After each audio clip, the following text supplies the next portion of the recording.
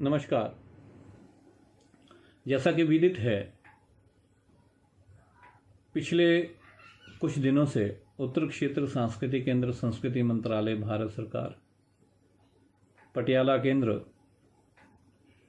हिंदी साहित्य के भक्तिकालीन कवियों का जीवन दर्शन एवं उनके मानवतावादी चेतना व चिंतन का भारतीय संस्कृति में योगदान विषय पर विभिन्न शोधार्थियों द्वारा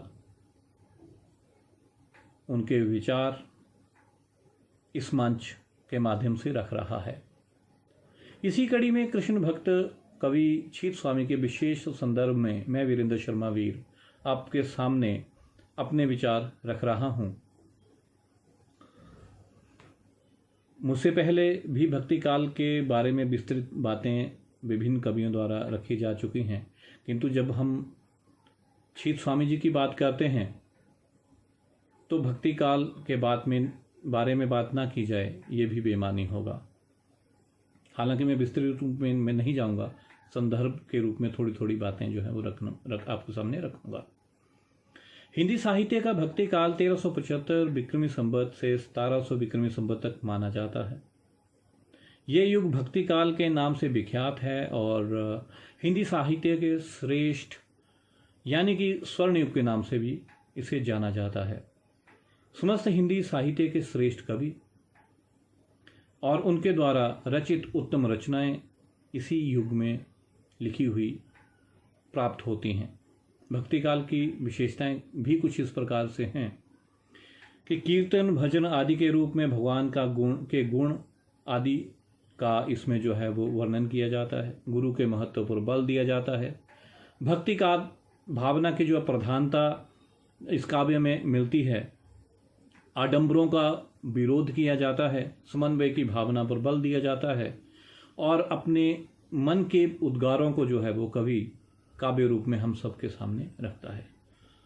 भक्ति काल को दो भागों में विभाजित किया जाता है। पहली जो विभाग है वो है निर्गुण भक्ति काव्य। आधुनिक काल के अंतर्गत निर्गुण भक्ति काव्य धारा के अनुसार ब्रह्म को निर्गुण एवं निराकार बताया गया है। दूसरे शब्दों में वैष्णव मतानुसार इसे गोलोक धाम भी कहा गया है। निर्गुण भक्ति काव्य की भी आगे दो शाखाएं हैं। पहले संत काव्य धारा जिसे ज्ञानाश्रय शाखा भी कहा गया है और सूफी काव्य धारा जिसे प्रेमाश्रय शाखा भी कहा गया है। संत काव्य धारा की जो अगवानी करते हैं वो हैं कबीर और जो सूफी काव्य है उसकी जो अगवानी करते हैं वो है मलिक मोहम्मद जायसी।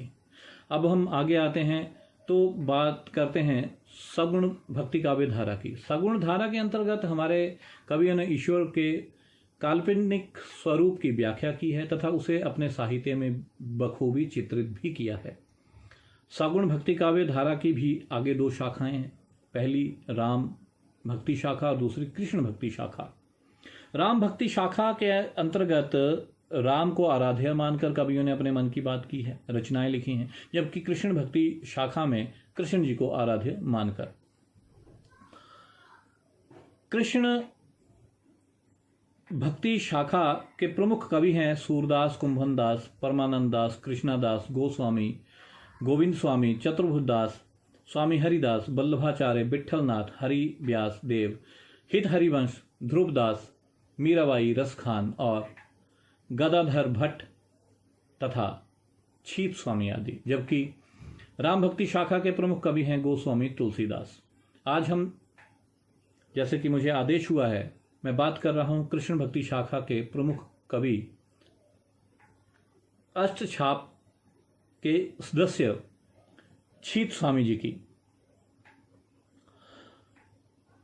अष्टछाप जो है वो महाप्रभु श्री वल्लभाचार्य के पुत्र श्री विठलनाथ जी द्वारा संस्थापित 8 भक्तिकालीन कवियों का एक विशेष समूह था। इस समूह के सभी कवियों ने विभिन्न पद एवं कीर्तनों के माध्यम से भगवान श्री कृष्ण की विभिन्न लीलाओं का विस्तृत गुणगान किया। माना जाता है कि इसकी स्थापना जो है वो 1565 ईस्वी में हुई थी। अष्टछाप कवियों में से एक प्रमुख कवि छीत स्वामी एक ऐसे व्यक्ति थे जिन्होंने जीवन पर्यंत गृहस्थ जीवन बिताते हुए तथा अपने घर पर ही रहते हुए श्रीनाथ जी के कीर्तन एवं सेवा की। ये मथुरा के रहने वाले चौबे परिवार से संबंधित थे। इनके जन्म के बारे में हालांकि विभिन्न मत हैं। एक मत के अनुसार इनका जन्म अनुमानतः 1510 ईस्वी में हुआ। एक अन्य मत के अनुसार छीत स्वामी गोकुलनाथ जी जो पुष्टि मार्ग के आचार्य हुए तथा 252 वैष्णवों की वार्ता के अनुसार अष्टछाप के भक्त कवियों में सुगायक एवं गुरु गोविंद में तनिक भी अंतर न मानने वाले श्री वल्लभाचार्य के द्वितीय पुत्र एवं अष्टछाप के संस्थापक प्रवर्तक श्री विट्ठलनाथ जी के शिष्य थे। इनका जन्म अनुमानतः 1572 विक्रमी संवत के आसपास मथुरा के माथुर चतुर्वेदी तीर्थ क्षेत्र के निवासी एवं पुरोहित्य वृत्ति के ब्राह्मण कुल में एक संपन्न परिवार में हुआ। इनका बचपन का नाम छीतू चौबे था। इनकी प्रारंभिक शिक्षा दीक्षा के बारे में हालांकि ज्ञान नहीं मिलता। बचपन में ये लब्ध प्रतिष्ठ विद्वान रहे हों ऐसा भी नहीं कहा जा सकता, किंतु पुष्टि संप्रदाय में शामिल होने से पहले कवि प्रवृत्ति के इंसान थे छीतू चौबे, ये अवश्य ही कहा जा सकता है। इनके माता पिता का नाम भी बहुत खोजबीन करने के बावजूद आज तक नहीं जाना जा सका है। स्वामी पदवी इनको विट्ठलनाथ जी ने ही दी, जो आज तक इनके वंशजों के साथ जुड़ी हुई चली आ रही है। छीत स्वामी का इतवृत्त भक्तमाल जैसे भक्तगुण कवि गायक ग्रंथों में भी नहीं मिलता। छीत स्वामी के बारे में हालांकि ये माना जाता है कि वे एक अच्छे सुकवि निपुण जो है वो संगीतज्ञ तथा गुणग्राही व्यक्ति के रूप में अधिक प्रसिद्ध हुए हैं।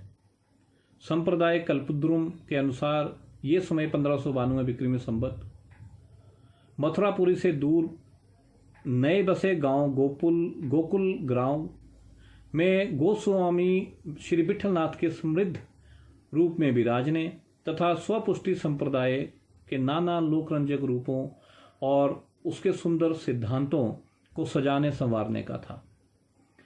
श्री गोस्वामी जी के प्रति अनेक अतिरंजक बातें मथुरा में सुनकर और उनकी परीक्षा लेने जैसी मनोवृत्ति बनाकर एक दिन उदंड प्रवृत्ति के मालिक छीतू चौबे ने अपने 2-4 साथियों को संग लेकर हाथ में खोटा सिक्का, सूखा नारियल और एक डंडा लेकर गोकुल धाम पहुंचे, जिन्हें वार्ता में गुंडा भी अधिकतर कहा गया है। छीतू चौबे ने अपने साथियों को उस घर से बाहरी बैठाकर अकेले खोटा रुपया, थोथा नारियल लिया और जहां गोस्वामी विट्ठलनाथ जी अपने ज्येष्ठ पुत्र गिरिधर के साथ संप्रदाय जो उनका था संबंधी अंतरंग बातें कर रहे थे, वहां पर जा पहुंचे। दरवाजे पर पहुंचते ही छीतू चौबे गिरधर का दर्शनीय एवं भव्य स्वरूप देखकर दंग रह गए और मन ही मन ये सोचने लगे कि बड़ी भूल की जो आपकी परीक्षा लेने के बहाने मस्खरी करने यहां मैं चला आया। अरे आप तो साक्षात पूर्ण पुरुषोत्तम हैं। और तभी उन्होंने एक पद कहा जिसके कुछ अंश इस प्रकार हैं कि जेई तेई तेई एई कछु नाह संदेह, अतः मुझे धिक्कार है, मुझे खुद पर धिक्कार है। छीतू चौबे इस प्रकार मन ही मन पछतावा कर ही रहे थे कि एकाएक गोस्वामी विट्ठलनाथ जी ने इन्हें दरवाजे के पास खड़ा देखा और देखकर बिना किसी पूर्व ज्ञान और जान पहचान के कहा, अरे छीत स्वामी जी, बाहर क्यों खड़े हो, भीतर आओ, बहुत दिन में दिखे। छीतू चौबे इस प्रकार अपना मान सहित नाम पहली बार सुनकर और भी द्रवित हुए और तत्क्षण भीतर जाकर दोनों हाथ जोड़कर तथा साष्टांग प्रणाम कर ये अर्ज की इस पद के रूप में कि जय राज मोई शरण में लेऊ, मैं मन में बहुत कुटिलता लेके यहाँ आयो हो सो, सब आपके दर्शन ते भजी गई, अब मैं आपके हाथ बिकौनो, हाँ जो चाहो से करो। विट्ठलनाथ स्वामी जी ने छीतू चौबे के मुख से ये निष्कपट भाव भरे प्रेम भाव वचन और अपने प्रति उनका ये प्रेम भाव देखकर उनसे कहा, आछो आछो आगे भीतर आओ, यानी कि अच्छा अच्छा अब भीतर भी आ जाओ, तथा उठाकर उन्हें गले लगा लिया। बड़े प्रेम से उन्हें अपने पास बिठाया। तत्पश्चात अपने पूजित भगवत गृह के पास ले जाकर उन्हें नाम मंत्र सुनाया और नाम मंत्र सुनाने के बाद उन्हें विधिवत रूप से अपना शिष्य जो है वो बना लिया। नाम मंत्र सुनते ही छीतू जी ने तत्क्षण एक पद की रचना की जो इस प्रकार है। भई अब गिरिधर सौ पहचान, भई अब गिरिधर सौ पहचान, कपट रूप धरी छल के आयो, पर शौतम नहीं जान, छोटी बड़ो कहू नहीं देखियो, छाई रहो अभिमान, छीत स्वामी देखत अपनायो, बिठल कृपा निधान, बिठल कृपा निधान। 252 वैष्णव की वार्ता में ये भी लिखा है कि एक बार छीत स्वामी अपने यजमान महाराज बीरबल के पास अपनी बरसौड़ी यानी कि सालाना चंदा लेने के लिए आगरा गए तथा उनके यहाँ ठहरे। प्रातः समय सोकर जब वे उठे तो श्री वल्लभाचार्य का नाम स्मरण किया। उसके बाद देवगंधार राग में स्वरचित एक पद गाया जिसके बोल कुछ इस प्रकार हैं कि श्री वल्लभ राजकुमार नहीं मिति नाथ कहाँ, लो बरनो अगिनत गुण गण सार, छीत स्वामी गिरधर श्री विठ्ठल प्रगट कृष्ण अवतार, श्री विठ्ठल प्रगट कृष्ण अवतार। अतः महाराज बीरबल ने जब ये पद उनके मुख से सुना और उनकी गायकी और संगीतात्मक ज्ञान की मधुर अभिव्यक्ति पर वो मधुर रूप से मुग्ध होने से बच नहीं पाए, किंतु मन ही मन ये भी डरे कि यहीं अगर कहीं देशाधिपति अकबर, सम्राट अकबर जो मुगल सम्राट थे, उन्होंने ये सुन लिया तो वो क्या कहेंगे। उन्होंने अपने जो पंडित थे, पुरोहित थे, छीत स्वामी जी, उनसे कहा कि कृपया आप ऐसा ना करें, ये कृत्य आपका मुझे अच्छा नहीं लगा। अतः उन्होंने बड़े ही नम्र स्वभाव से ये भी कहा कि आप सवेरे जो पद गाए हैं उन्हें बार बार ना गाएं तो अच्छा रहेगा। ये सुनकर छीत स्वामी जो है वो मन ही मन बहुत कुपित हुए। उन्हें भी ये बात बीरबल की जो उनके यजमान थे अच्छा नहीं लगा। उन्होंने तुरंत बीरबल से ये कहा कि वह अपना सामान बांधकर और सालाना जो बरसावन था, जो चंदा था सालाना, उसे छोड़कर मथुरा जा रहे हैं। और इस प्रकार वो अपना सामान कांधे पर लाद कर अपने स्वामी गोस्वामी जी के पास चले आए। और गोस्वामी जी जब गोकुल में नहीं मिले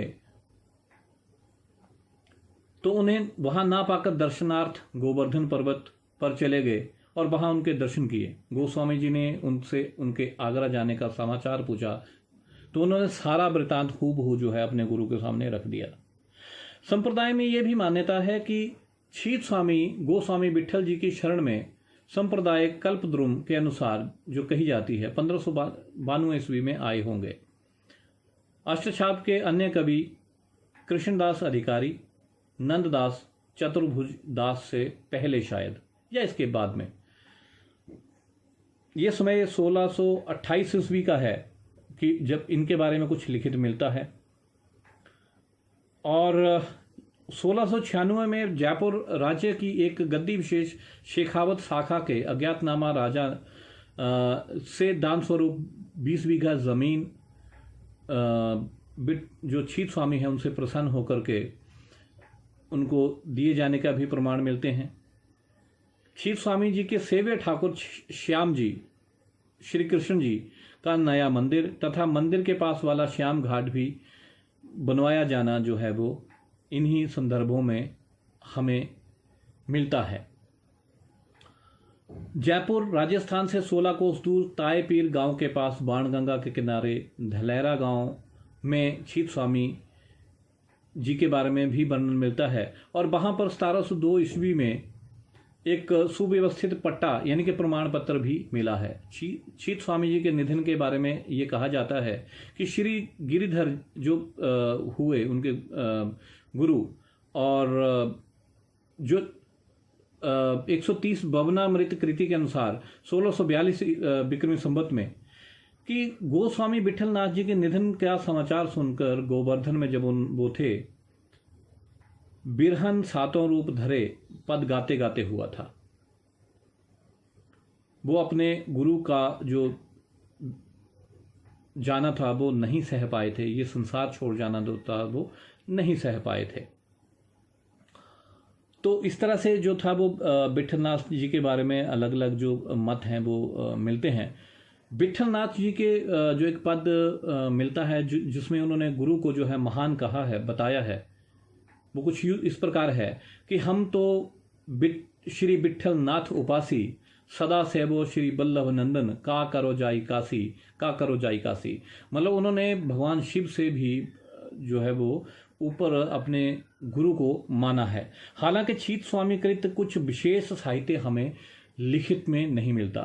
पुष्टि संप्रदाय में जो उनके पद हैं छीत स्वामी जी के, वो नित्य उत्सव के तौर पर विशेष रूप में गाए जाने वाले उनके हस्तलिखित एवं मुद्रित संग्रह ग्रंथ के रूप में नित्य कीर्तन, वर्षोत्सव तथा बसंत धमार आदि पद विशेष अवश्य मिलते हैं, जिन्हें 1955 में राजस्थान से छीत स्वामी पद शीर्षक के नाम से प्रकाशित पुस्तक में विधिवत रूप से संकलित भी किया गया है।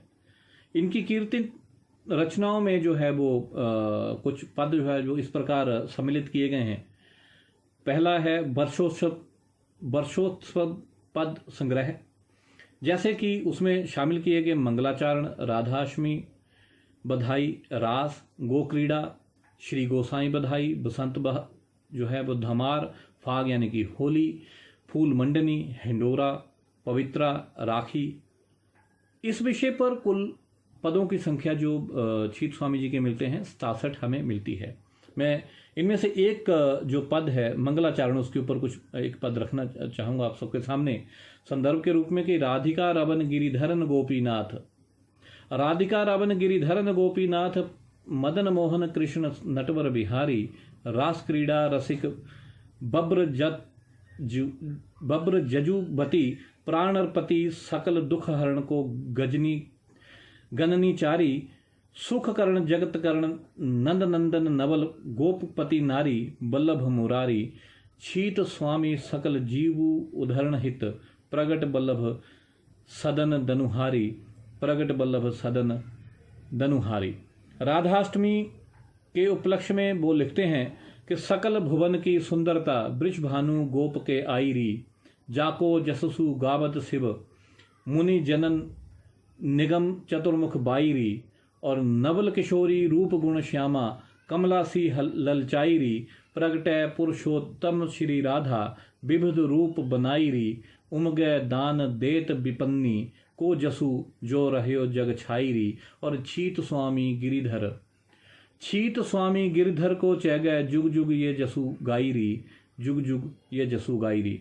लीला पद आगे जो आता है उसमें उन्होंने जगबानो, कलेऊ, श्रृंगार रस, क्रीड़ा, छाक यानी कि वन भोजन, बीरी व्रत, चर्चा, इसमें कुल पर जो है वो पदों की रचना की।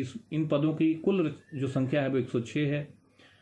उसके बाद वो भगवान के स्वरूप का वर्णन करते हैं, जिसमें प्रभु स्वरूप वर्णन, स्वामिनी स्वरूप वर्णन, युगल स्वरूप वर्णन, आसक्ति, वचन आसक्ति की अवस्था, भक्त प्रार्थना, वेणुपाद, आवनी, आरती, मान, मानापनोद, परस्पर सम्मिलन, शयन, सुरतांत, खंडिता आदि।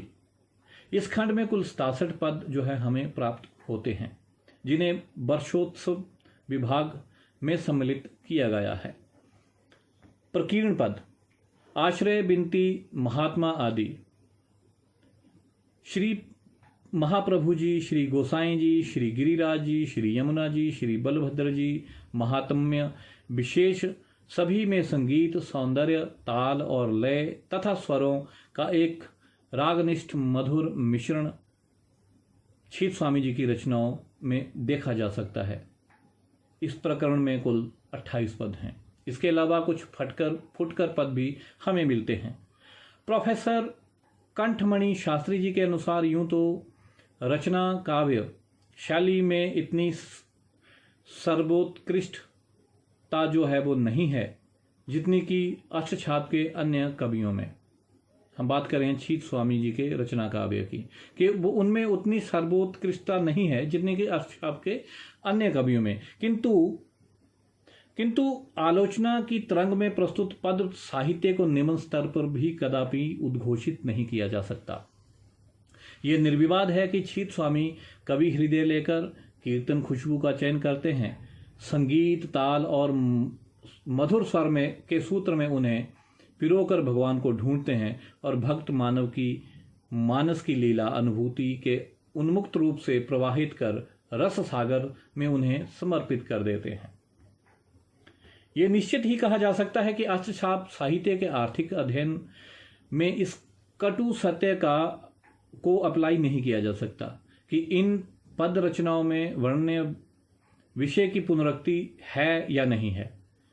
एक ही भाव को लेकर शब्दों का रूपांतरण एवं पदों का प्रथम जो दृष्टि वर्णन नहीं हुआ है, तथापि प्रत्येक समर्थक अभिव्यक्ति के पद में एक मौलिक आत्मीयता परिलक्षित नहीं होती। ये भी नहीं कहा जा सकता कि पुनरुक्ति भाव संभव तथा रूपांतर से पदों का निर्माण और उनका कारण प्रतिदिन सामाजिक सेवा ही होती है।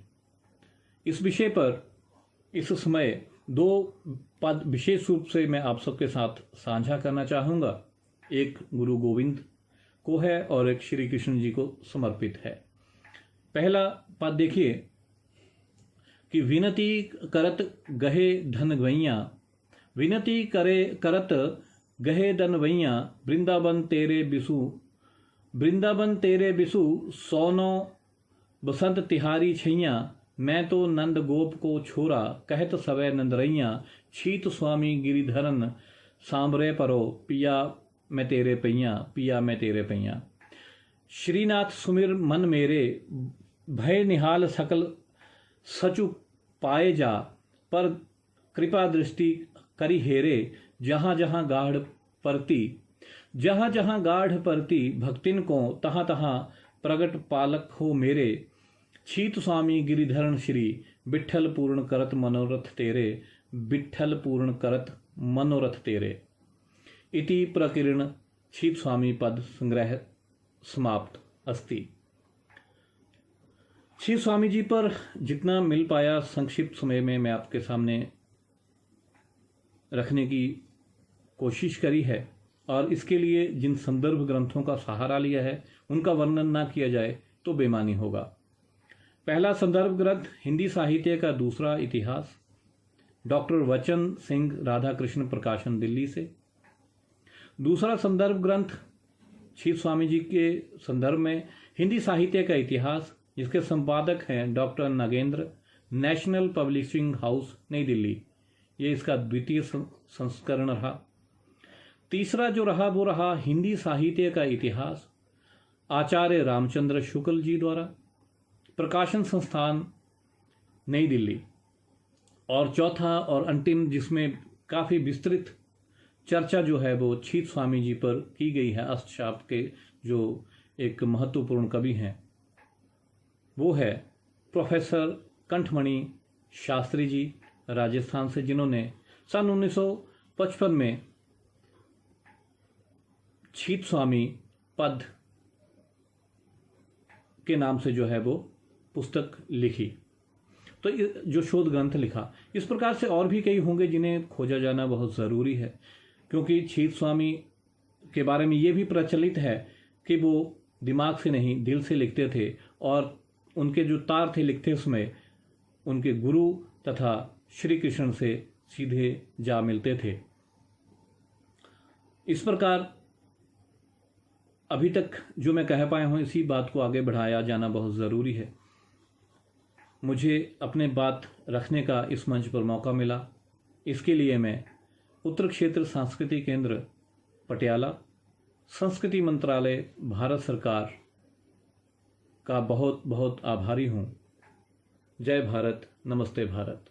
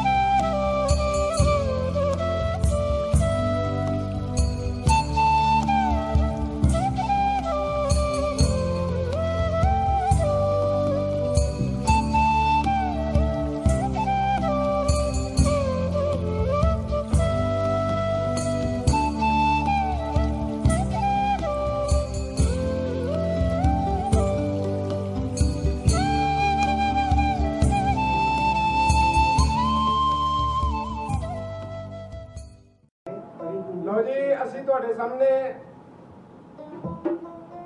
ਅਸੀਂ ਤਹਿ ਦਿਲੋਂ ਧੰਨਵਾਦੀ ਹਾਂ ਨਾਰਥ ਜ਼ੋਨ ਕਲਚਰ ਦੇ। ਇਹਨਾਂ ਨੂੰ ਕਦੇ ਨਹੀਂ ਭੁੱਲਾਂਗੇ ਜਿਨ੍ਹਾਂ ਨੇ ਸਾਨੂੰ ਲਾਕਡਾਊਨ ਦੇ ਵਿੱਚ ਸਮਾਂ ਦਿੱਤਾ। ਚਲੋ ਅਸੀਂ ਤੁਹਾਡੇ ਸਾਹਮਣੇ ਲੋਕ ਗੀਤ ਪੁਰਾਣੇ ਪੇਸ਼ ਕਰ ਰਹੇ ਹਾਂ। ਮੇਰੇ ਨਾਲ ਸਾਥੀ ਸਵਰਨ ਸਿੰਘ ਨੇ, ਅਸੀਂ ਰੇਡੀਓ ਸਟੇਸ਼ਨ ਜਲੰਧਰ ਤੋਂ ਵੀ ਹਾਈ ਗਾ ਰਹੇ ਹਾਂ ਜੀ। ਲਓ ਸਭ ਤੋਂ ਪਹਿਲਾਂ ਅਸੀਂ ਤੁਹਾਡੇ ਸਾਹਮਣੇ ਮਿਰਜ਼ਾ ਪੇਸ਼ ਕਰਦੇ ਹਾਂ। ਮਿਰਜ਼ਾ ਇਸ ਤਰ੍ਹਾਂ ਜੀ, ਸਾਹਿਬਾ ਦਾ ਵਿਆਹ ਸੀ, ਉਹਨੇ ਕਰਮੂ ਬਾਹਮਣ ਨੂੰ ਚਿੱਠੀ ਦੇ ਦਿੱਤੀ। ਕਰਮੂਆ ਜਾ ਕੇ ਮਿਰਜ਼ੇ ਨੂੰ ਆਖਦੇ ਵੀ ਮੇਰਾ ਸਵੇਰੇ ਵਿਆਹ ਹੈ। ਮਿਰਜ਼ੇ ਨੇ ਚਿੱਠੀ ਪੜ੍ਹੀ, ਖਰਖਰਾ ਫੇਰਿਆ ਘੋੜੀ ਦੇ। ਮਾਤਾ ਨੂੰ ਪਤਾ ਲੱਗ ਗਿਆ ਵੀ ਮਿਰਜ਼ਾ ਕਿੱਥੇ ਨੂੰ ਚੱਲਿਆ। ਕਹਿੰਦਾ ਮਾਤਾ ਘੋੜੀ ਨੂੰ ਪਾਣੀ ਡਾਣਾ। ਉਹ ਕਹਿੰਦਾ ਤੇਰੇ ਪਿਓ ਪੁੱਤਰ ਵਿੰਜਲ ਨੇ ਵੀ ਡਾਇਆ ਸੀ, ਤੂੰ ਵੀ ਇੱਥੇ ਖੜ ਕੇ ਮੇਰੀ ਇੱਕ ਗੱਲ ਸੁਣ ਜਾਈ। ਮਾਂ ਦੇ ਤੇ ਉਹਦੇ ਸਵਾਲ ਜਵਾਬ ਨੇ। ਗਾਂਵ ਦੀ ਭੈਣ ਆ, ਉਹ ਕਹਿੰਦੀ ਵੀਰਾ ਕਿੱਥੇ ਚੱਲਿਆ, ਕੱਲ ਨੂੰ ਤਾਂ ਮੇਰਾ ਵੀ ਵਿਆਹ ਹੈ। ਕਈ ਮੇਰੇ ਵਿਆਹ ਤੇ ਆਣਗੇ, ਕਈ ਤੈਨੂੰ ਦੇਖਣ ਆਉਣਗੇ। ਲੈ ਸੁਣੋ ਜਰਾ ਪਿਆਰ ਸਤਿਕਾਰ ਨਾਲ ਦੱਸਿਓ ਜੀ।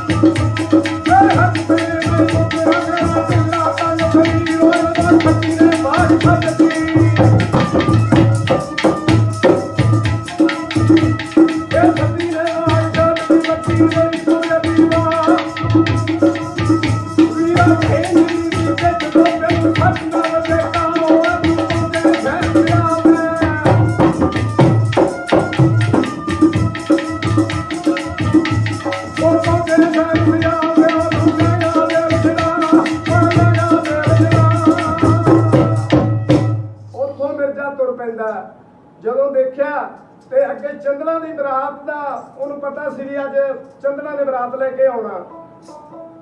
ਜੱਟ ਝੋੜੀ ਦੇ ਘੋੜੀ ਦੇ ਚੜਾ ਨਿਗਾਹ ਮਾਰਦਾ ਜੰਗਲ ਦੇ ਵਿੱਚ ਦਿਸ ਨਹੀਂ ਰਿਹਾ ਤੇ ਉਹਨਾਂ ਕੀ ਕਰਿਆ, ਇੱਕ ਜੰਗਲ 'ਚ ਬੈਠ ਕੇ ਨਾਈ ਨੂੰ ਗਾਣੇ ਨੂੰ ਆਖਿਆ, ਕਹਿੰਦਾ ਤੂੰ ਹੁੱਕਾ ਤਮਾਕੂ ਪਾ ਲਿਆ ਇਹਨਾਂ ਦੇ ਵਿੱਚ, ਅਸੀਂ ਬਰਾਤ ਚੱਲ ਕੇ ਗਾ ਬੈਠੇ ਆ। ਤੇ ਮਿਰਜ਼ੇ ਨੇ ਝਾਤੀ ਮਾਰੀ, ਉਹਨੇ ਆਖਿਆ ਵੀ ਕੋਈ ਬੰਦਾ ਦੇਖ ਨਹੀਂ ਰਿਹਾ, ਜਿਹੜਾ ਝਾੜੀ ਦੇ ਮੁੰਡ ਧੂੰ ਧੁਖਦਾ ਨਾ ਉੱਥੇ ਕੋਈ ਨਾ ਕੋਈ ਬੰਦਾ ਵਾਕਿਆ ਹੋਵੇਗਾ। ਮਿਰਜ਼ਾ ਆਖਦਾ ਉਹ ਚੰਦਰਾ ਸਲਾਮ ਅਲੈਕਮ ਹੈ।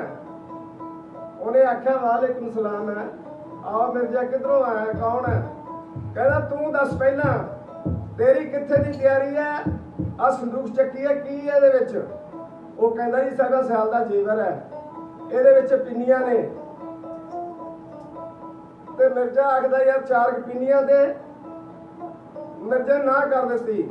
ਹੁਣ ਨਾਈ ਸੰਦੂਕ ਸਿਰ ਤੇ ਰੱਖਦਾ ਹੈ, ਤਾਂ ਕਿਸ ਤਰ੍ਹਾਂ ਮੈਂ ਜੱਟ ਨੂੰ ਸੰਦੂਕ ਨੂੰ ਖੋਲਦਾ, ਕਿਵੇਂ ਦੱਸੀ ਮਿਰਜ਼ਾ ਕਿਵੇਂ ਖੋਲਦਾ?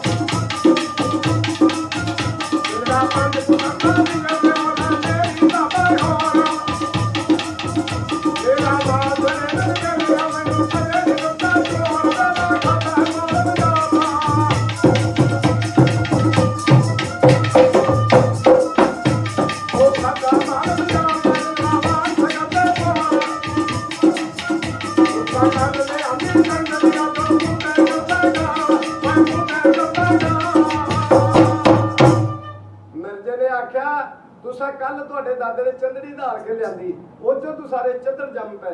ਜੇ ਜੱਟ ਦਾ ਪੁੱਤ ਹੈ ਤਾਂ ਨਿਕਲ ਕੇ ਤਮਾਸ਼ਾ ਕਰ। ਕਹਿੰਦਾ ਕੀ? ਕਹਿੰਦਾ ਤੇਰਾ 7ਵੀਂ ਘੋੜਾ, ਮੇਰੀ ਕੱਲੀ ਭੈਣ ਤੋਂ ਜੀ ਟਾਇਰ ਹੈ। ਜੇ ਮੇਰਾ ਘੋੜਾ ਵਾਜੇ, ਮੇਰੀ ਬੱਕੀ ਵੱਜ ਜਾਏਗੀ, तो जो दिल चाहे मैं 100 करूंगा, ਤੁਹਾਡੀਆਂ ਬੱਕੀਆਂ ਵੱਜ ਜਾਣ तो मेरा सिर ला लियो। ਹੁਣ ਨਾਲ ਚੰਦਰਾ ਦੇ ਮਿਰਜ਼ੇ ਨੇ ਬੱਕੀ ਸਿਰ ਦੀ ਬਾਜੀ ਲਾ ਦਿੱਤੀ ਹੈ। ਮਿਰਜ਼ਾ ਚਾਰੇ ਸੁਣ ਟੇਕ ਕੇ ਬੱਕੀ ਰੋਂਦੀ ਹੈ, तो मिर्जा ਉਹਦੇ ਤਰਲੇ ਕਰਦਾ, ਉਹਦੇ ਪੈਰਾਂ 'ਚੋਂ ਪੱਗ ਰੱਖਦਾ, ਤੇ ਫਿਰ ਬੱਕੀ ਵੀ ਕੀ ਕਹਿੰਦੀ ਹੈ ਦੱਸੀ ਨਹੀਂ।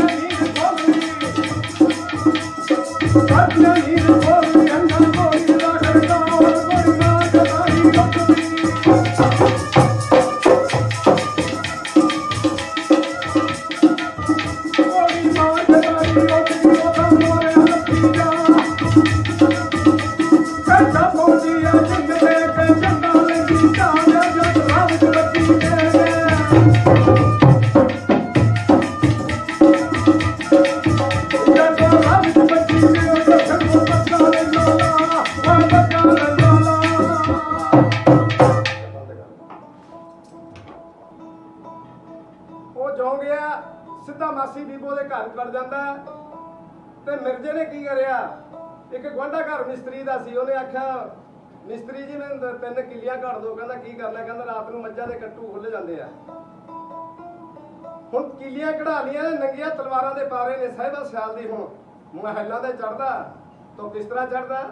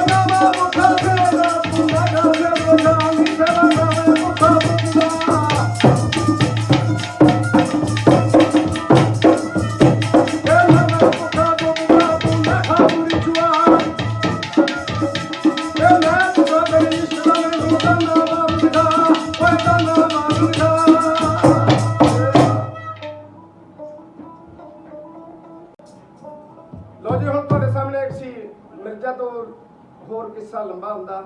ਤੁਹਾਡੇ ਸਾਹਮਣੇ ਇੱਕ ਜੁਗਨੀ, ਪੁਰਾਣੀ ਜੁਗਨੀ ਅਸੀਂ ਪੇਸ਼ ਕਰਦੇ ਹਾਂ। ਲੋ ਪਿਆਰ ਸਤਿਕਾਰ ਨਾਲ ਸੁਣਨਾ ਜੁਗਨੀ ਕਿਸ ਤਰ੍ਹਾਂ।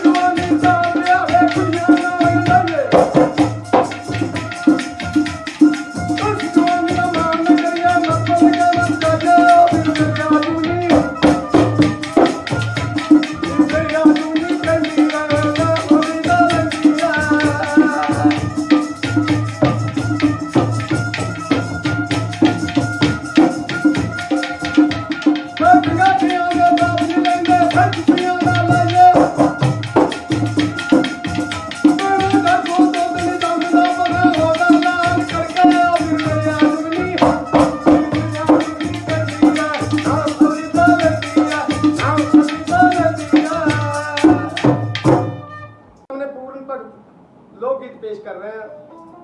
ਉਹਦੇ ਤੇ ਲੂਣਾ ਨੇ ਤੁਮ ਤਲਾਤੀ ਰਾਜੇ ਨੇ ਆਖਿਆ ਸਲਮਾਨ ਨੇ ਜਾਓ ਪੂਰਨ ਨੂੰ ਪਕੜ ਕੇ ਲਿਆਓ। ਖੁੰਨੀ ਖੂਹ ਤੇ ਲੈ ਕੇ ਜਾਂਦੇ ਨੇ, ਇਹਦੇ ਚਾਰੇ ਹੰਝ ਕੱਟੋ, ਛੰਨਾ ਰੱਤ ਦਾ ਲੈ ਕੇ ਲੂਣਾ ਦੇ ਕੋਲ ਲਿਆਓ। ਤੇ ਉਧਰੋਂ ਇਛਰਾਂ ਨੇ ਵੀ ਪਤਾ ਲੱਗ ਗਿਆ ਵੀ ਮੇਰਾ ਪੁੱਤਰ ਖੁੰਨੀ ਖੂਹ ਤੇ ਜਾ ਰਿਹਾ। ਚਲੋ ਰਾਜੇ ਨੂੰ ਵਿੱਚ ਕਚਹਿਰੀ ਦੇ ਆ ਕੇ ਪੂਰਨ ਕੀ ਆਖਦਾ ਪਿਤਾ ਨੂੰ,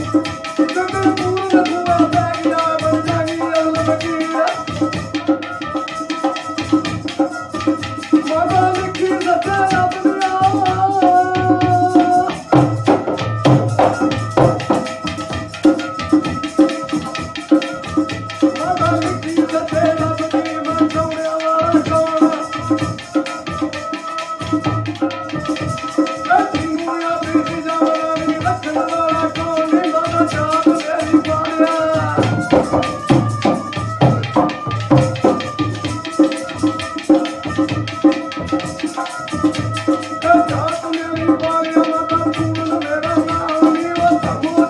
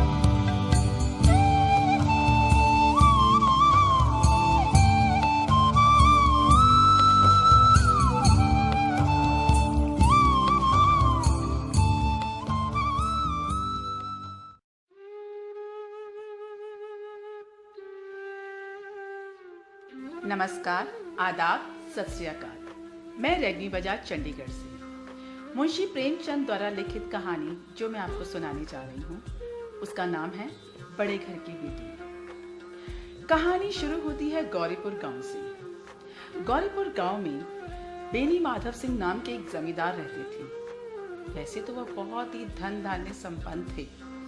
उनके पिता द्वारा बनाया हुआ गांव के अंदर एक तालाब, इमारत, विशाल भवन और भी बहुत कुछ था, परंतु आज के समय में उसकी मरम्मत करवानी भी बहुत मुश्किल थी। किसी जमाने में उस विशाल भवन के आगे हाथी बंधा करते थे, परंतु आजकल उसकी जगह एक बूढ़ी भैंस ने ले ली थी, जिसके अंदर अस्थि पंजर के सिवा कुछ नहीं बचा था।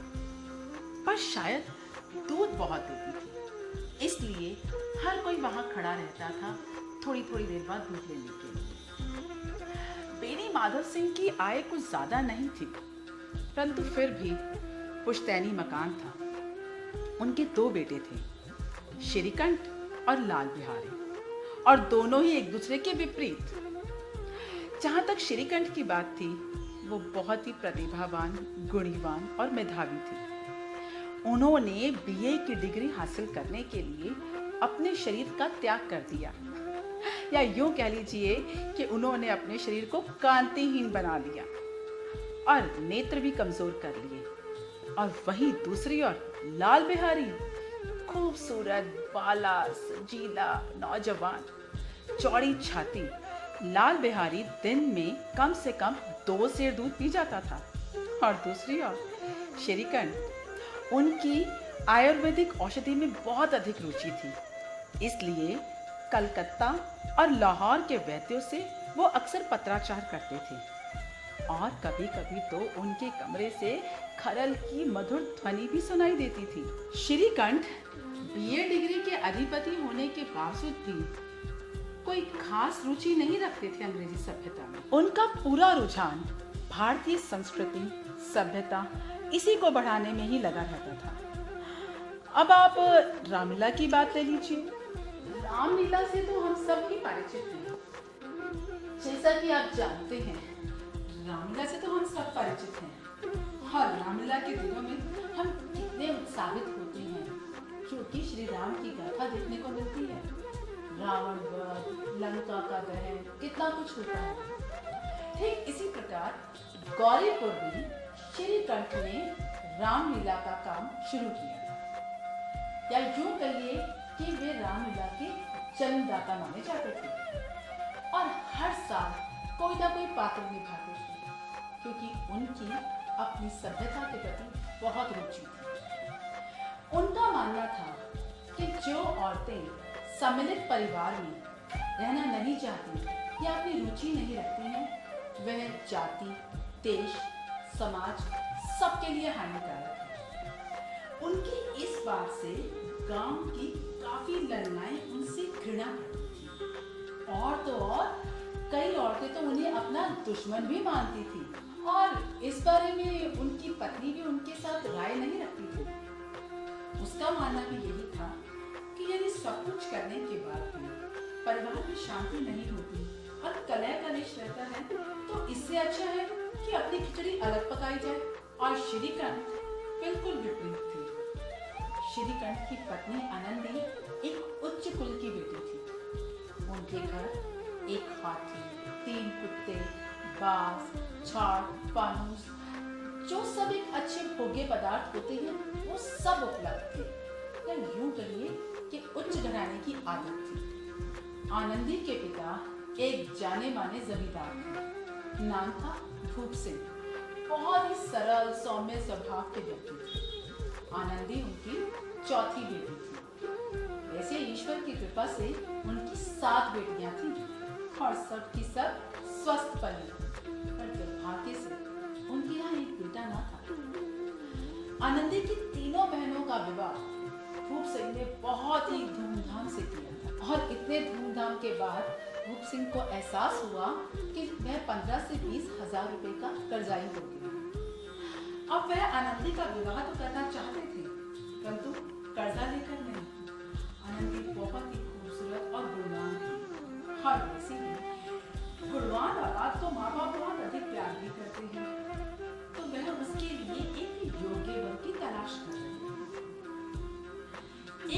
अचानक श्रीकंठ उनके पास चंदा मांगने के काम से आए। गांव में कोई कार्यक्रम रहा होगा जिसकी वजह से वे आए।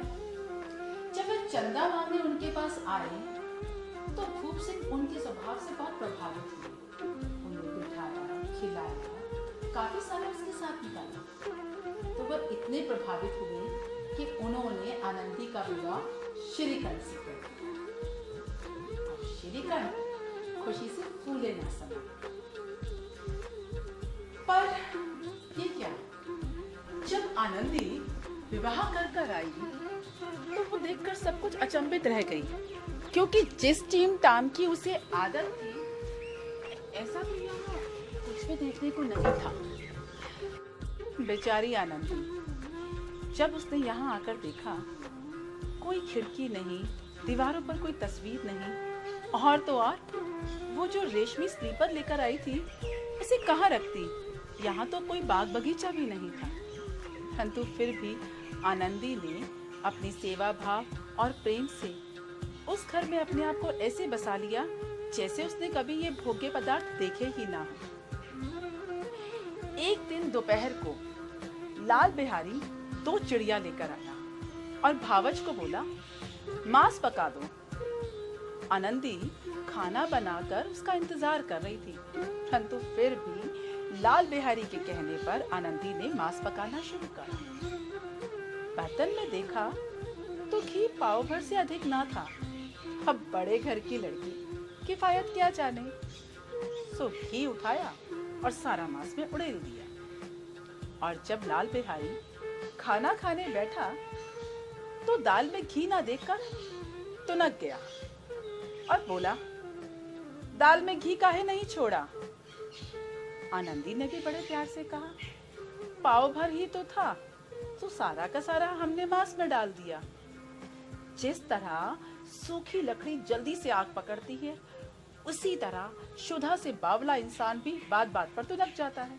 बस लाल बिहारी तुनक गया और उसने आप देखा ना ताब थाली पलट कर दे मारी। आनंदी को बहुत गुस्सा आया और बोली, मांस के लिए घी चाहिए था सो डाल दिया, अब नहीं बचा तो नहीं बचा।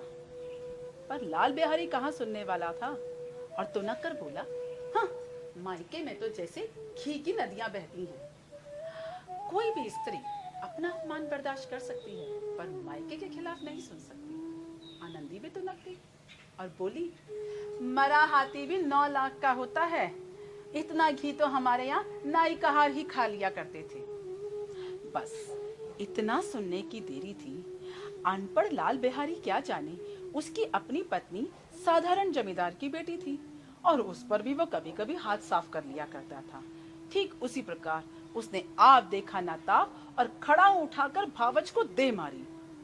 वो तो अच्छा हुआ आनंदी ने खड़ाऊ अपने हाथ से रोक ली और बच गई, पर वो गुस्से के मारे पत्ते की तरह कांप रही थी और बोली, अगर वो यहाँ होते तो खूब मजा चखाते। लाल बिहारी भी कहाँ सुनने वाला था, उसने भी तुनक कर कहा, हाँ हाँ, तुम्हारे उनको भी देख लूंगा मैं। बस इतना कहकर तड़पती हुई आनंदी अंदर चली गई।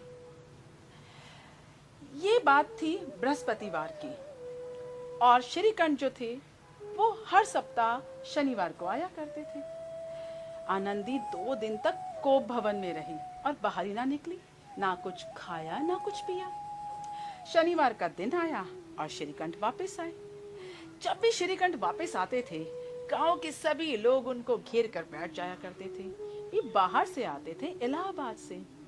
वहां का समाचार जानने को बड़े ही उत्सुक रहते थे और देश विदेश की खबरें। बस यही मौज मस्ती चलती थी।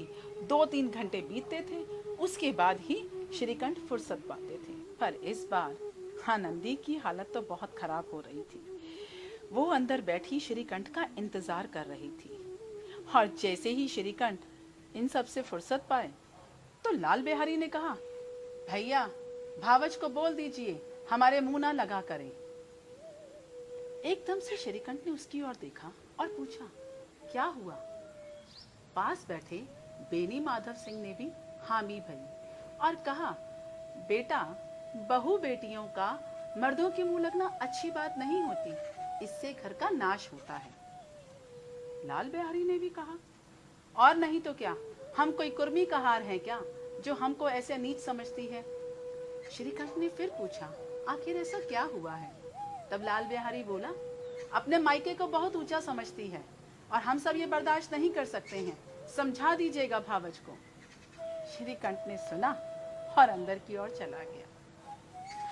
वैसे तो श्रीकंठ बहुत ही सौम्य स्वभाव का था। अंदर जाते ही आनंदी ने उसका स्वागत किया और हालचाल पूछा। उसके बाद श्रीकंठ बोला, मेरा हालचाल तो अच्छा है, पर तुम बताओ, तुमने ये सब क्या लगा रखा है? इतना सुनने की देरी थी कि आनंदी आग से बबूला हो उठी और बोली, जिसने तुमको ये बात कही है उसका तो मैं मुंह नोच लूं। श्रीकंठ ने कहा, आखिर बात क्या है, बताओगी? आनंदी शुरू हो गई कि लाल बिहारी मांस पकाने को बोला और मैंने मांस पकाया, सारा घी उसमें डाल दिया, पाव भर ही था। उसके बाद जितनी व्यथा थी आनंदी ने सारी कह सुनाई और खड़ाऊ की बात भी बता दी। बस फिर क्या था? श्रीकंठ कहीं सुनने वाले थे, वो भी औरत का अपमान? बिल्कुल भी नहीं। श्रीकंठ सारी रात करवटें बदलते रहे और जैसे तैसे सुबह का इंतजार करा, और सुबह होते ही अपने पिता के सामने जाकर बोले, अब हमसे इस घर में नहीं रहा जाएगा। बूढ़ा ठाकुर सुनकर अवाक रह गया। उसने पूछा, क्या हुआ? बोला, श्रीकंठ को बहुत गुस्सा आ रहा था। कहता है कि मेरे समझाने बुझाने पर गांव के लोग अपना घर बचा लेते हैं और वही काम मेरे घर हो रहा है, इसे मैं कदापि बर्दाश्त नहीं करूंगा। क्योंकि अक्सर पहले भी ऐसा बहुत बार हो चुका था कि जब श्रीकंठ के दोस्त इन बातों को लेकर उनके यहाँ आते थे तो श्रीकंठ उनको समझा बुझाकर वापस भेज दिया करते थे, और आज वही व्यथा उनके घर की थी। बूढ़े ठाकुर ने पूछा, क्या हुआ? तो श्रीकंठ बोले कि जिस घर में स्त्री का अपमान होता है वो मुझे कदापि बर्दाश्त नहीं, कि जहाँ छोटों को अपने बड़ों का मान सम्मान करना चाहिए वो वहाँ उन पर जूते चप्पल और घुसे बरसा रहे हैं और उनका अपमान कर रहे हैं, ये मैं बिल्कुल नहीं बर्दाश्त कर सकता। तो बेनी माधव सिंह बोले, बेटा, स्त्रियों को इतना सिर पर चढ़ाना अच्छा नहीं है, स्त्रियां घर का नाश कर देती हैं, और तुम इतनी सी बात के लिए। श्रीकंठ बोले, भगवान की कृपा से और आपके आशीर्वाद से इतना ज्ञान है मुझे, और आपको भी तो पता है कि मेरे समझाने बुझाने से गांव में कितने घर बस चुके हैं, तो अच्छे बुरे की पहचान मुझे भी है, परंतु मैं ये कदापि बर्दाश्त नहीं कर सकता कि औरतों का अपमान हो।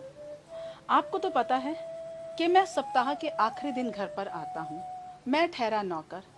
उसका मतलब ये तो नहीं कि लाल बिहारी जो चाहेगा वैसा ही करेगा, इसलिए अब मेरा इस घर में गुजारा नहीं, चाहे लाल बिहारी रह ले चाहे मैं रह लूं। गांव के लोग अक्सर उनके घर में चिलम भरने आया करते थे।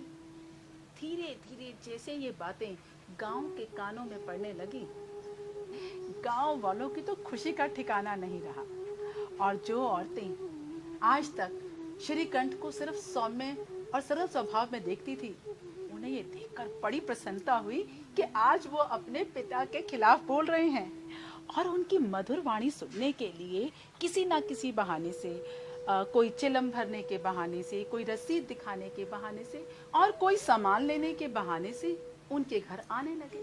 बेनी माधव सिंह, गांव के पुराने बूढ़े आदमी, वो झट से ताड़ गए कि सब गांव वाले उनके घर किस लिए आ रहे हैं। उन्होंने बात संभालते हुए बात पलट डाली और बेटे को बोला, चलो जैसे तुम्हारी इच्छा हो वैसा मुझे मंजूर है। पर श्रीकंठ को ये बात कहाँ समझ आनी थी, वो अपने पिता के इस भाव को नहीं समझ पाए। उन्हें तो कॉलेज टाइम में डिबेट में अड़ने की आदत थी, उसी बात पर अड़े रहे कि बस या तो इस घर में मैं रहूंगा या लाल बिहारी रहेंगे। अब माधव सिंह उनका गुस्सा शांत करना चाहते थे, पर श्रीकंठ सिर्फ इसी बात पर अड़े रहे। और जब उन दोनों के बीच में ये बात हो रही थी तो लाल बिहारी बाहर खड़ा हुआ ये सब बात सुन रहा था। फिर भी माधव सिंह ने कोशिश करी कि वो श्रीकंठ का गुस्सा शांत करे, पर वो ये मानने को तैयार नहीं थे कि लाल बिहारी ने कोई अनुचित कार्य करा है। श्रीकंठ ने अपना फैसला सुना दिया और कहा, यदि आपको वह प्यारा है तो उसे रखिए, मैं यहाँ से चला जाता हूँ, मैं अपने आप को संभाल लूंगा। बस इतना कहकर श्रीकंठ अंदर की ओर चले गए। जब उन दोनों में ये बातें हो रही थी, तब चौखट पर खड़ा लाल बिहारी ये सब बातें सुन रहा था। लाल बिहारी अपने पिता से ज्यादा अपने भाई का सम्मान करता था, यहाँ तक कि उसने कभी उसके सामने बैठकर हुक्का पीने की भी हिम्मत नहीं की थी। और पिछले साल नाग पंचमी के दिन दंगल जीतने की खुशी में श्रीकंठ ने 5 रुपए के सिक्के लुटाए थे। इतना प्यार करता था और उसे बिल्कुल उम्मीद नहीं थी कि श्रीकंठ ऐसे कड़े शब्द बोलेंगे। लाल बिहारी को अपने किए पर गलानी हो रही थी। उसने सोचा कि जब भैया आएंगे 2-4 बातें सुना देंगे और हुआ तो 2-4 तमाचा लगा देंगे, पर ऐसा कुछ भी ना हुआ। अपितु श्रीकंठ ने अपना निर्णय सुना दिया कि अब वह इस घर में नहीं रह सकते और वह इसका मुख भी नहीं देखना चाहते। परेशान लाल बिहारी अपने आंसू पोंछता हुआ उठा और चौखट पर आकर खड़ा हो गया और भावच को आवाज लगाकर बोला, भैया को बोल दीजिए हम जा रहे हैं, वो हमारा मुख नहीं देखना चाहते, हम उन्हें कभी अपना मुख नहीं दिखाएंगे। लाल बिहारी की आंखें भरी हुई थी।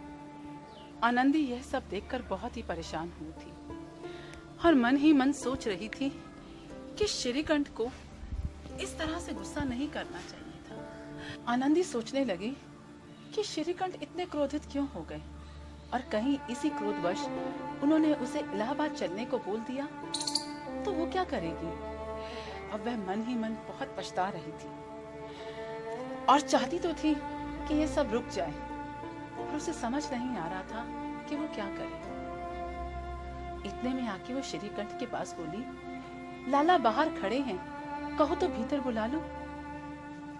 पर श्रीकंठ ने कोई जवाब नहीं दिया। वो तो क्रोधाग्नि में उसका मुख भी देखना नहीं चाहते थे। तो बोले, मैं क्या करूं? आनंदी बोली, लाला चले जाएंगे, उन्हें रोक लो। श्रीकंठ ने एक ना सुनी और बोले, जाता है तो जाए, जहां पर ऐसे औरतों का अनादर किया जाएगा उस भाई का मुख देखना मुझे बिल्कुल गवारा नहीं। आनंदी को कुछ ना समझ आया। आनंदी दौड़ी दौड़ी द्वार की ओर गई और वहां जाकर उसने लाल बिहारी का हाथ पकड़ लिया और हाथ पकड़कर बोली, तुम्हें सौगंध है यदि तुमने चौखट भी पार की तो। लाल बिहारी ने कहा, भावच, जब भैया मेरा मुख नहीं देखना चाहते तो अब मैं इस घर में क्यों रहूं? आनंदी ने लाला का हाथ पकड़ा और श्रीकंठ की ओर मुड़ी और कहा, मैं इन्हें एक पग भी आगे नहीं जाने दूंगी और अगर ये गए तो मेरी मरी का मुंह देखेंगे। बस इतना सुनने की देर थी कि श्रीकंठ भी दौड़े चले आए और लाल बिहारी को गले लगा लिया।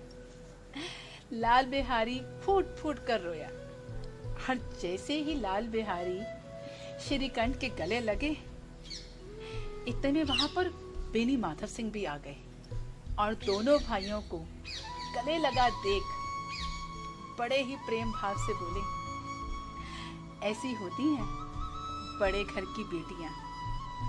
हर गांव में जिसने भी सुना आनंदी की खूब तारीफ करी, क्योंकि स्वभाव से वे बहुत सौम्य थी और सबने कहा, सचमुच ऐसी ही होती हैं बड़े घर की बेटियां। तो ये थी कहानी बड़े घर की बेटी की, जो मुंशी प्रेमचंद ने लिखी। उम्मीद करती हूँ आपको ये बहुत पसंद आई होगी। धन्यवाद।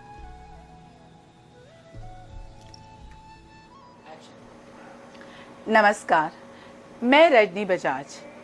प्रेमचंद द्वारा रचित जो कहानी मैं आपको आज सुनाने जा रही हूँ उसका नाम है पूस की रात। हल्कू दरवाजे पर खड़ा मुन्नी की ओर देख रहा था और बोला, सहना आया है, तनिक पैसे तो ला दो।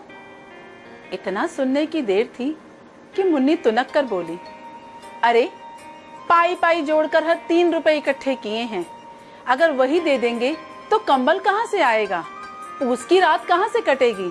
जाकर कह दो कोई पैसा नहीं है, जब फसल होगी तब चुका देंगे। हल्कू उसकी ओर देखता रहा। वह जानता था कि मुन्नी जो कुछ कह रही है सब ठीक है, पर वह जड़ होकर उसकी ओर देखा और बोला, सहना बिना पैसे लिए नहीं जाएगा, पैसे तो उसको देने ही पड़ेंगे। अरे तभी ना गला छूटेगा। कंबल के लिए हम कुछ सोच लेंगे, तुम बस पैसे ला कर दे दो, और नहीं देंगे तो हमको गाली देगा, भला बुरा कहेगा, हमसे नहीं सहा जाएगा। मुन्नी बोली, अरे ऐसे कैसे गाली देगा, उसका राज है का, उसकी कोई धौंस है का, उसका कुछ लिया खा रहे हैं, कह दो अभी नहीं है पैसे, और क्यों दूं पैसे में। बस इतना सुनने के बाद हल्कू मुन्नी की ओर बढ़ा और बड़े प्यार से कहा, तुमको पता है सहना बिना पैसे लिए नहीं जाएगा, फिर काहे इतना बिगड़ रही हो। मुन्नी तुनक कर बोली, अच्छा मैं भी तो सुनो, कंबल कहाँ से आएगा, कौन खैरात में बांट रहा है जो तुम्हें कंबल दे जाएगा। जाकर बोल दो उसको, जब फसल हो जाएगी तब हम पैसा चुका देंगे। मुझे तो समझ नहीं आता कि मेहनत करें हम, खेतों में फसल उगाएं हम, और बाकी चुकाने के समय पैसा ले जाए वो। अजीब धौंस है, कैसे जिंदगी कटेगी। अरे इससे तो अच्छा मजूरी कर लो, एक वक्त की रोटी तो खाने को मिलेगी। हल्कू मुन्नी की बातें सुनता रहा। उसे पता था कि वो जो कुछ कह रही है सत्य है, परंतु सहना बिना पैसे लिए नहीं जाएगा, यह भी उतना ही सत्य था। मुन्नी ने त्योरियां चढ़ाई, परंतु जैसे ही उसने हल्कू की यह बात सुनी, उसकी त्योरियां ढीली पड़ गई। उसे पता था कि हल्कू जो कह रहा है उसमें कितना कटु सत्य है। बड़े बेमन से अंदर गई और आले से पैसे निकालकर हल्कू की हथेली पर रख दी।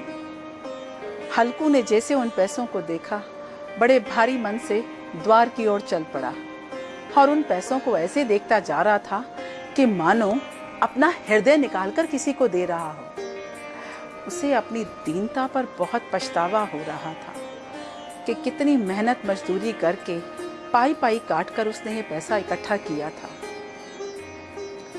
अब जब रात आई, अंधेरी रात में वह खेतों में लेटा हुआ था, आसमान की ओर निहार रहा था। उसे चमकते हुए तारे भी ठिठुरते प्रतीत हो रहे थे।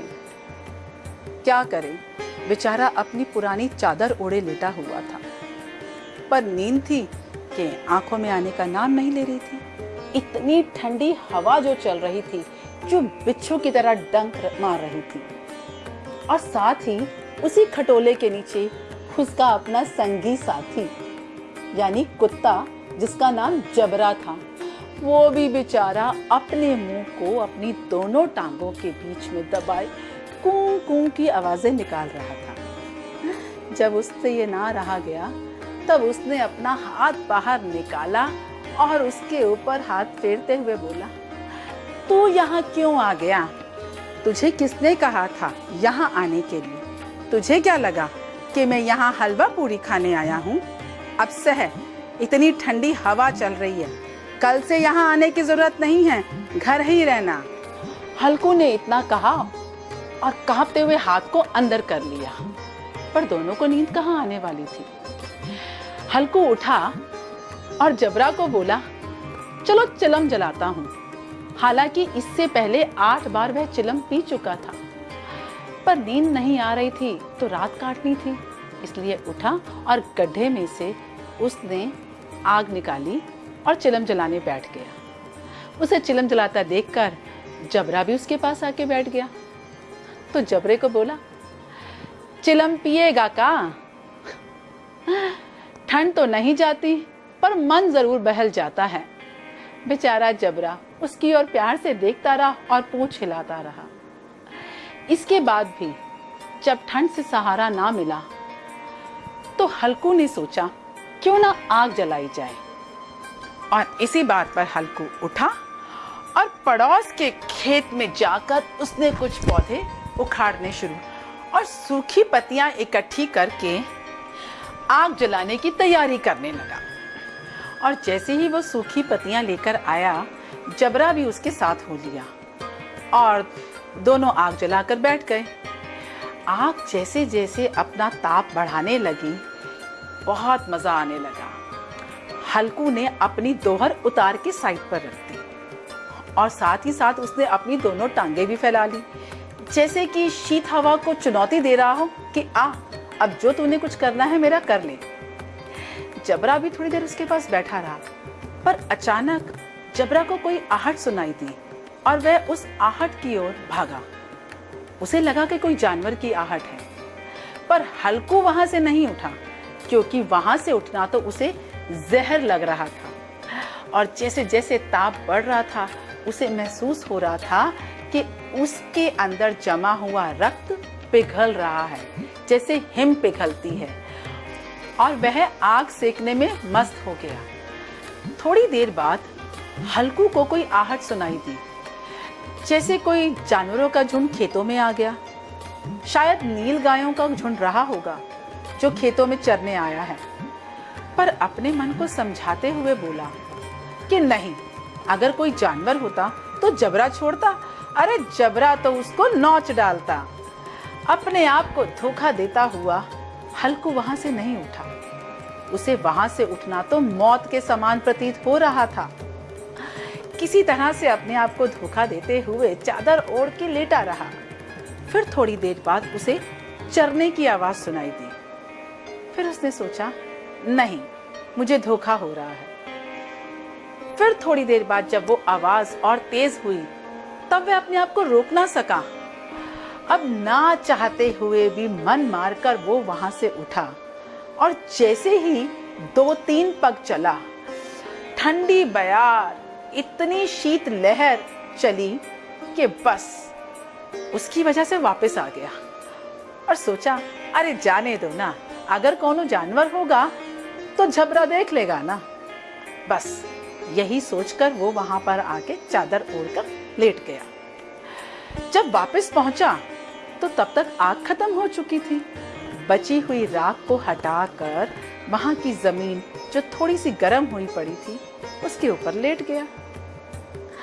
और लेटे लेटे कब उसे नींद आ गई उसे पता ही नहीं चला। पास में जबरा भी आकर लेट गया।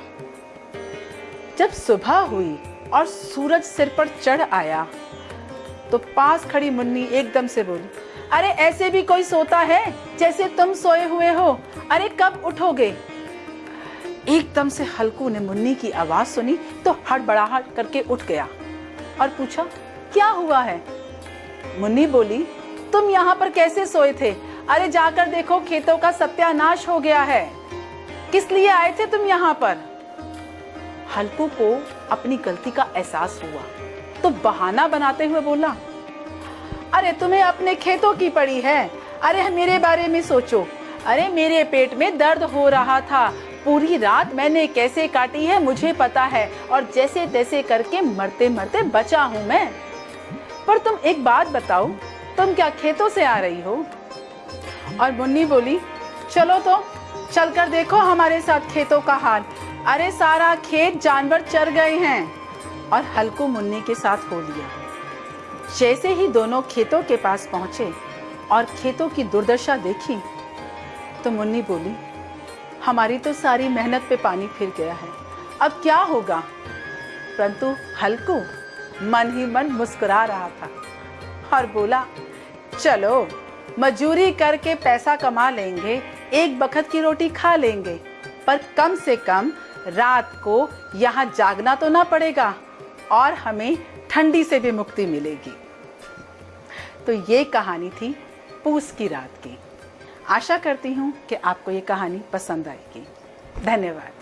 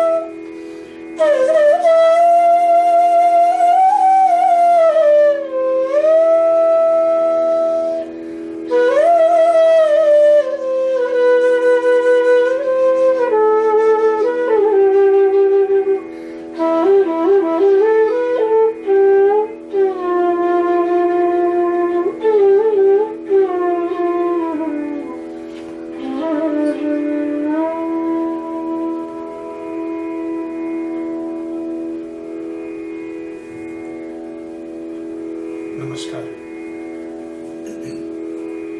North zone cultural centre Patiala के द्वारा आयोजित यह जो कार्यशाला है, इसकी हम छठी कड़ी तक पहुंच गए हैं।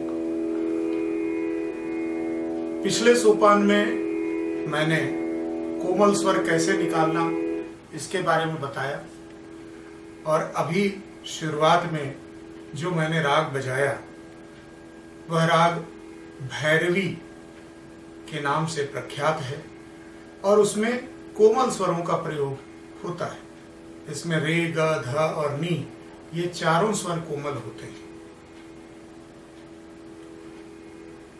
राग भैरवी बजाने में जितना कठिन है, सुनने में उतना ही आसान और अच्छा लगता है। हमारे प्राचीन रागों में से राग भैरवी एक है। अन्य बहुत सारे राग हैं जिनको सीखा जा सकता है, सिखाया जा सकता है, और उनका निरंतर अभ्यास किया जा सकता है। एक विद्वान कलाकार ने कहा था कि अगर बांसुरी पर राग यमन और राग भैरवी, इन दोनों रागों का अगर अभ्यास ज्यादा से ज्यादा किया जाए तो राग यमन में सभी शुद्ध स्वर और कोमल स्वर सध जाते हैं, और राग भैरवी में सभी कोमल स्वर की साधना हो जाती है। खैर, रियाज के विषय में अपनी अपनी पद्धति है, अपनी अपनी पसंद है, और आप अपनी पसंद के अनुसार रियाज करें, मुझे कोई आपत्ति नहीं होगी। हाँ, इतना अवश्य है कि जो अलंकार मैंने बताए, जिस प्रकार से बताए, लय का अभ्यास, अलंकारों का अभ्यास और मींड का अभ्यास, पिछले सोपान में मैंने मींड बजाना सिखाया था आपको, पंचम से पंचम तक की।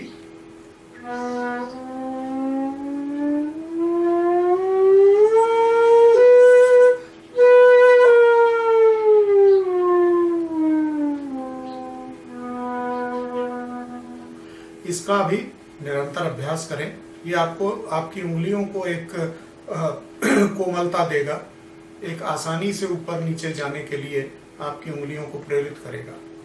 इस प्रकार से बहुत सारे अभ्यास मैंने बताए पिछले एपिसोड्स में। आज मेरी इच्छा है कि आपको एक गीत सिखाऊं, और गीत भी वो कि जो हर भारतीय को जानना ही चाहिए। यानी मेरा इशारा हमारे राष्ट्रगान की तरफ है, जन गण मन। यह राष्ट्रगान हमारा कवि गुरु रविंद्रनाथ ठाकुर ने लिखा, और आज हमारे देश के हर बच्चे को यह कंठस्थ है। हम भारतीय जब ये राष्ट्रगान बजता है तो अपने स्थान से खड़े होकर इसको सम्मान देते हैं। बांसुरी वादक के रूप में यदि हम राष्ट्रगान सीख रहे हैं, सीखते समय खड़े होने की आवश्यकता नहीं है, लेकिन जब इसका हम सार्वजनिक रूप से इसको बजाते हैं तो कृपया ध्यान रखें कि आप स्वयं भी खड़े हों, और जो आपके सुनने वाले हैं वो भी सम्मान में खड़े हों। बांसुरी में खड़े होकर बजाना बहुत आसान है, और बांसुरी के प्रसिद्ध होने का एक कारण यह भी है कि बांसुरी को लेकर आप चाहे पेड़ पर बैठ जाएं, चाहे चट्टान पर बैठ जाएं, खड़े हों या मंच पर बैठे हों, कोई फर्क नहीं पड़ता। आप बहुत अच्छी बांसुरी हर जगह बजा सकते हैं। शायद यही वजह होगी कि भगवान श्री कृष्ण ने अपने वाद्य के लिए बांसुरी का चुनाव किया। आज जो राष्ट्रगान हम सीखने जा रहे हैं, इसे सिखाने का एक प्रमुख कारण यह है कि बांसुरी पर बजाना इस गीत को थोड़ा आसान होता है, क्योंकि इसमें सारे स्वर वो शुद्ध रूप में प्रयोग होते हैं, यानी शुद्ध स्वरों का अधिक से अधिक प्रयोग होता है, और बांसुरी पे बजाने में यह एक आसान गीत है। वैसे तो मैं सिखा सकता था, कोई राग सिखा देता या कुछ भी, लेकिन राग को आधे घंटे में या एक 10-20 मिनट में सिखाना संभव नहीं है। जनगण मन भी संभव नहीं है। लेकिन हाँ, मैं अपनी तरफ से आपको इसकी सरगम बताता जाऊंगा और आपसे कहूंगा कि आप बजाते जाएं। अगर आप इस एपिसोड को YouTube पे या Facebook पे बार बार सुने और उसके साथ बजाएंगे तो आपको भी बहुत आसानी होगी। आपको मैं ये बताऊं कि ये जो मेरी बांसुरी है ये ई स्केल की बांसुरी है, ABCDE। बांसुरी अलग अलग स्केल की होती है, स्केल के हिसाब से उसकी साइज बड़ी या छोटी होती है। तो मैं ई स्केल की बांसुरी पर यह गीत बजा रहा हूं। अगर आपके पास भी ई स्केल की बांसुरी हो तो आपके स्वर और मेरे स्वर एकदम बिल्कुल मैच करेंगे और आप बड़ी आसानी से इसको बजा सकते हैं। जो तानपुरा बज रहा है वो ई स्केल में ट्यून किया हुआ है इस समय, इलेक्ट्रॉनिक तानपुरा। इसका बेस लेकर के हम इस गीत को सीखेंगे। तो जो पहली लाइन है वो इस प्रकार से है, जन गण मन अधिनायक जय हे। इसको हम जब स्वरों में बजाते हैं तो स्वरों में इस प्रकार से बजाते हैं, सारे ग ग ग ग ग ग ग ग ग रे ग म। बांसुरी में इसी को अगर हम बजाएं तो कैसे,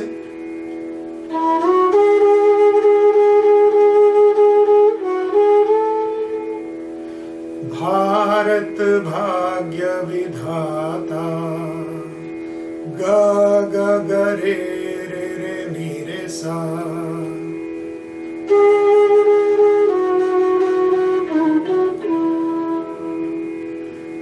पहली और दूसरी लाइन एक साथ, जन गण मन अधिनायक जय हे, भारत भाग्य विधाता, सारे ग ग ग ग ग ग ग ग ग रे ग म, ग ग ग रे रे रे नी रे सा।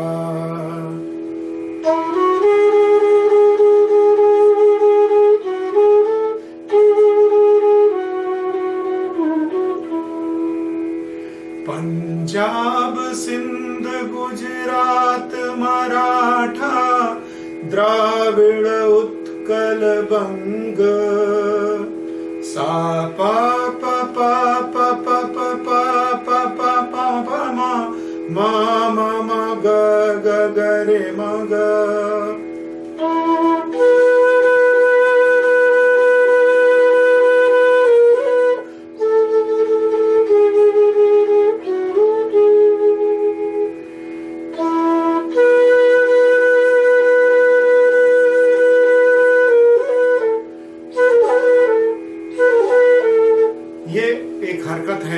जो आपको करनी चाहिए। आप इसको अगर नहीं भी करेंगे, इसको प्लेन भी कर देंगे तो भी अच्छा ही लगेगा।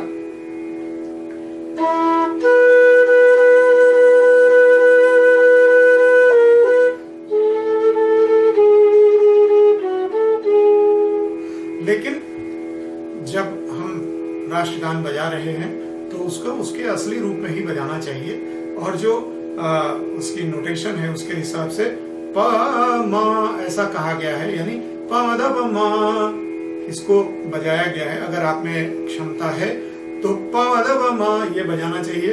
अगर नहीं अभी क्षमता डेवलप हुई है तो कम से कम प मा इस तरह से बजा सकते हैं।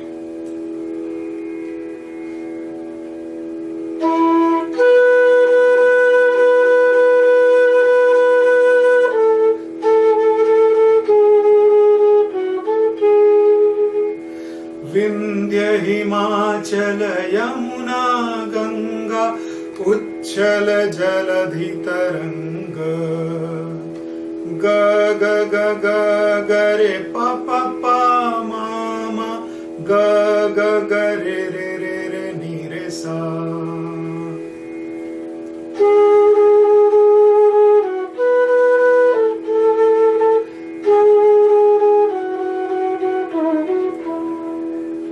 अब देखिए जीव का कितना कमाल है।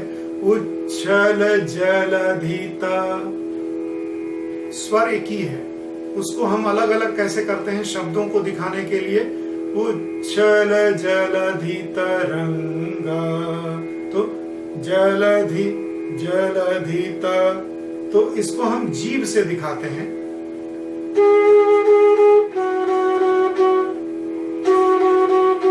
जलधि त 4 अक्षर और 4 बार जीभ का इस्तेमाल।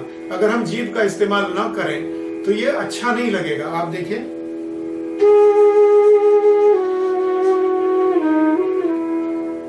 तो शब्द जो है वो अलग अलग अक्षरशः बजाना, ये जीभ की सहायता से ज्यादा अच्छा लगता है।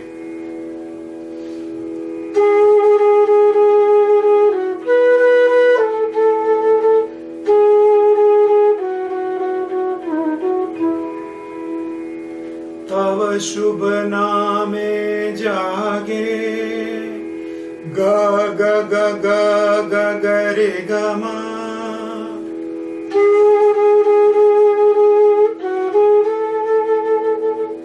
जागे, इसको डिफाइन जीभ से कितना सुंदर हो जाता है। अगर जीभ ना लगाए तो ये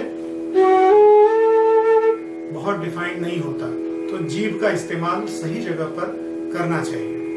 तव शुभ नामे जागे, ग ग ग ग ग ग रे ग मा, तव शुभ आशीष मांगे, ग म प प प म ग रे म ग,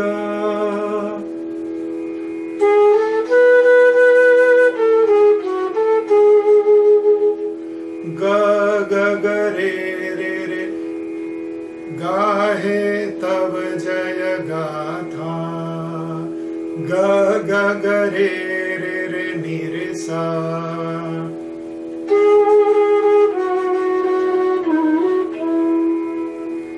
जन गण मंगलदायक जय हे, पा पा पा पा पा पा पा पा पा पा मा पा,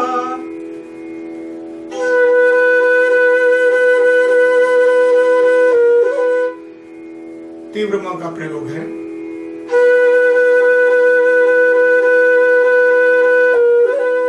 पा पा पा पा पा पा पा पा पा पा मा पा, भारत भाग्य विधाता, मा मा मा ग ग ग रे मा ग,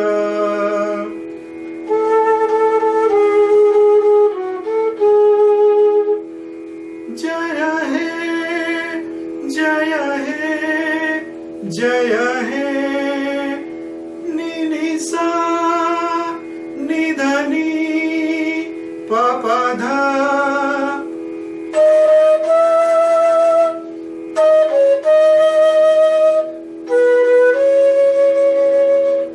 जय जय जय जय हे, सा सा रे रे ग ग रे ग मा।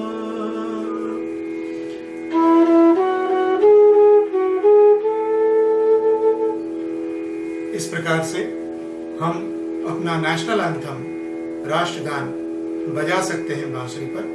आप देखिए, मैं इसका पहले पूरे सरगम गाऊंगा और उसके बाद उसी सरगम को बांसुरी पर बजाकर आपको सुनाऊंगा।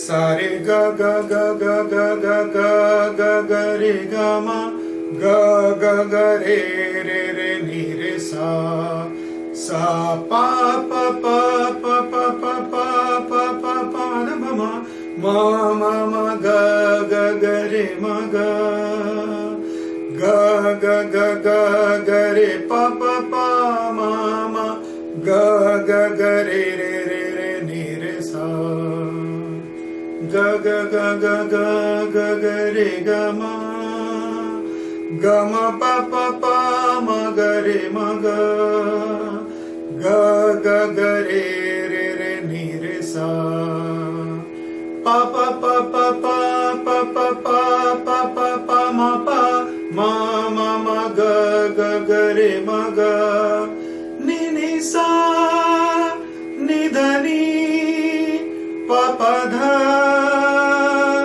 सा सा रे रे ग ग रे ग मा। ये सरगम बाद में आप लिख भी लें अपने कागज पे अपने हिसाब से और उसको फिर याद भी कर लें। मैं अभी इसको आपके सामने बजा रहा हूं और साथ में इसमें कहरवा ताल मैंने इलेक्ट्रॉनिक तबले पे लगाया है और उसकी स्पीड इस समय 200 की है, 200 बीट्स पर मिनट, BPM।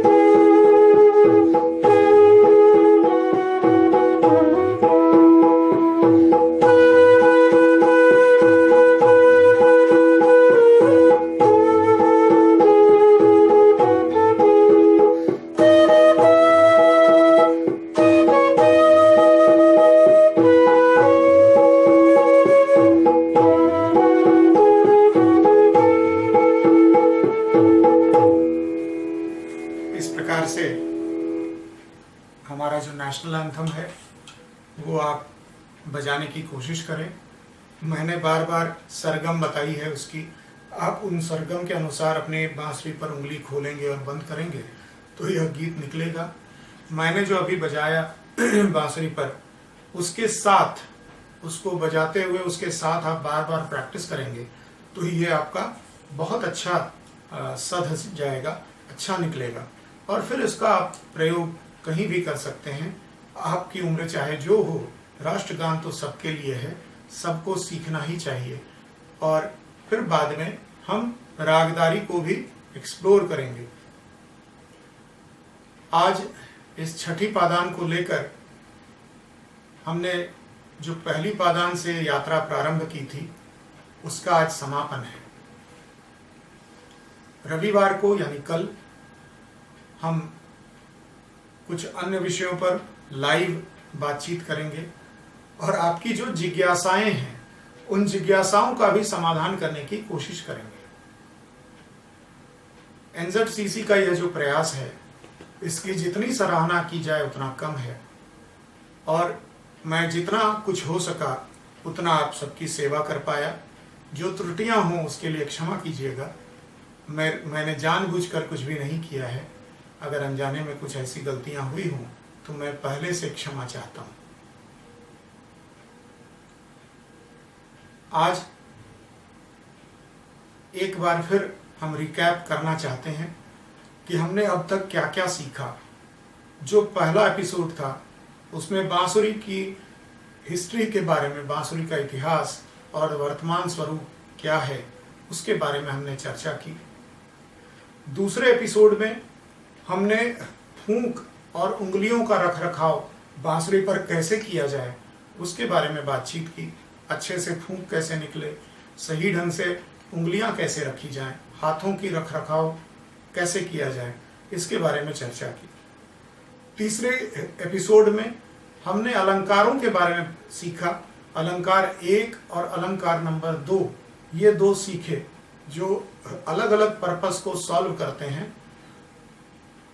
चौथे एपिसोड में हमने ये सीखा, अलंकार नंबर 3 और 4 सीखे और साथ ही ये भी सीखा कि अलंकार के साथ हम लय का इस्तेमाल कैसे कर सकते हैं। और जो 5वां हमारा एपिसोड था उसमें हमने बांसुरी के रेंज के बारे में सीखा। बांसुरी में कोमल स्वर कैसे निकालते हैं, तीव्र स्वर कैसे निकालते हैं, बांसुरी में अति मंद्र सप्तक कैसे जाते हैं, बांसुरी में 3.5 सप्तक कैसे बजा सकते हैं, इसके विषय में भी चर्चा की। आज छठे एपिसोड और अंतिम एपिसोड में हमने कोशिश की कि हम अपना नेशनल एंथम जन गण मन सीख पाए। तो इन 6 सीढ़ियों के माध्यम से आपके स्किल डेवलपमेंट में इस वर्कशॉप ने अगर कोई मदद की हो तो मुझे बड़ी प्रसन्नता होगी। यह वर्कशॉप NZCC के माध्यम से आप तक पहुंच रहा है। अलग अलग सोशल मीडिया प्लेटफॉर्म्स पर इसके वीडियोस आ रहे हैं और आप सभी इसको देख रहे हैं, सराह रहे हैं। मुझे बहुत खुशी है। आशा है हम फिर शीघ्र मिलेंगे। आज इस एपिसोड का समापन मैं राग यमन से करना चाहता हूं। जो ज़्यादातर लोग पहला राग सीखते हैं वो राग यमन होता है, तो आज राग यमन में एक छोटा सा आलाप लेकर मैं इस कार्यक्रम का समापन करूंगा। आप सबके साथ मिलकर बहुत आनंद आया। धन्यवाद।